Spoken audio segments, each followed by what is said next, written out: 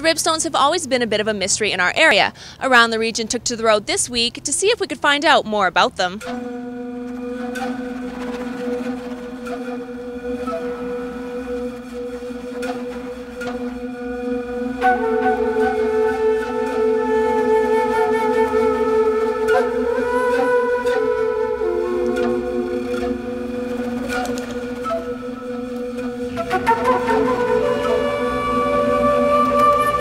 The Viking Rib Stones are a very unique type of artifact in the province of Alberta. They were definitely constructed by Aboriginal First Nations people, and we don't really know when those the ribstones were made and what period of time. We believe that there are some theories that we think they were made prior to contact with Euro-Canadians in central Alberta. My name is Heinz Piszczek. I'm a parkland archaeologist for the province of Alberta. Oral tradition has it that the linear striations that you see in the rock are the ribs of the buffalo, and the pock marks or the holes that you see are the arrow holes that were when the people were shooting at the buffalo.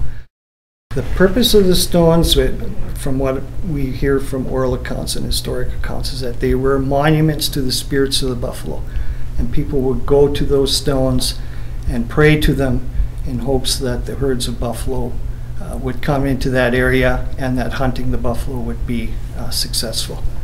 Offerings would be left at the site, at the stones, and even today you can see that people are coming back and giving offerings to the buffalo stones.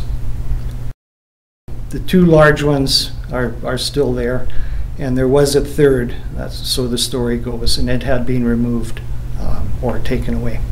So it's very difficult to actually do research on the specific artifact because you can't date the artifact. There's nothing organic on the artifact to say when did people make this particular stone? When did they start incising the grooves into the stone?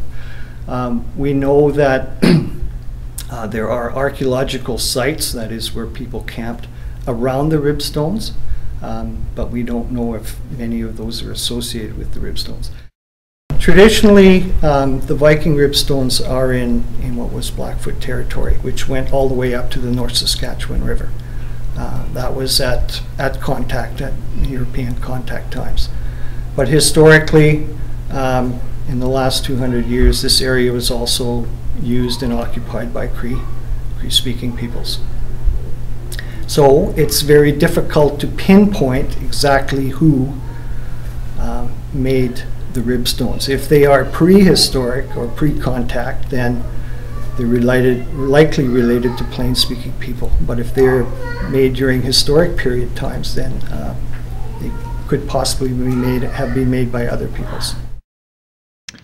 Another First Nations artifact that may be connected to the ribstones is the Iron Creek meteorite, also known as the Manitou Stone.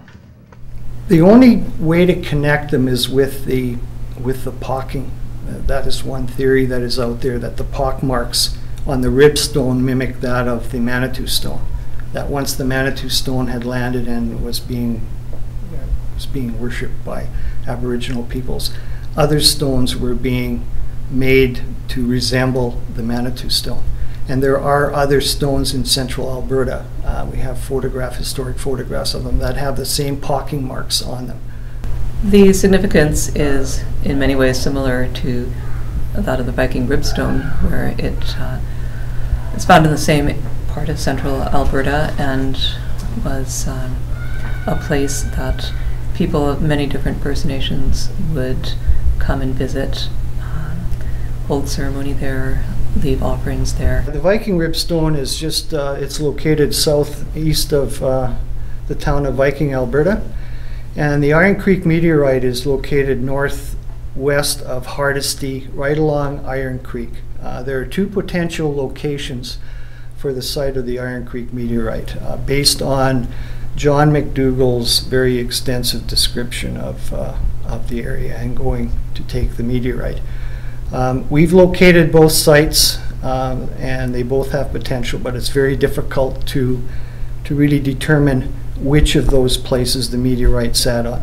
The Methodist missionaries at Pacan, or Victoria Settlement, the McDougalls, in 1866 removed it from, we're not exactly sure where precisely, but from the top of the hill in that area. They didn't state exactly why, but clearly it had something to do with attempting to suppress the traditional spiritual practices of First Nations. Its removal was something that was greeted with dismay and anger and great sadness by First Nations, and there were prophecies that its removal, because it had been so linked with prosperity, the people, the well-being through the buffalo hunt, that its removal would lead to hunger and disease and warfare.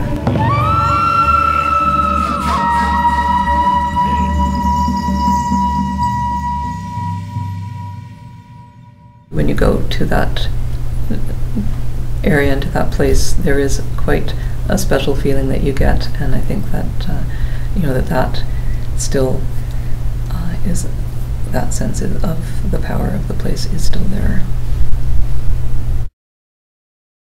And that wraps up our show here from Cold Lake. Questions, comments, or story ideas can be sent to us at aroundtheregion@newcap.ca, on our Facebook page, or through our Twitter. I'm Kayla Buchanan, and from everyone here at Around the Region, thanks for watching and have a great night.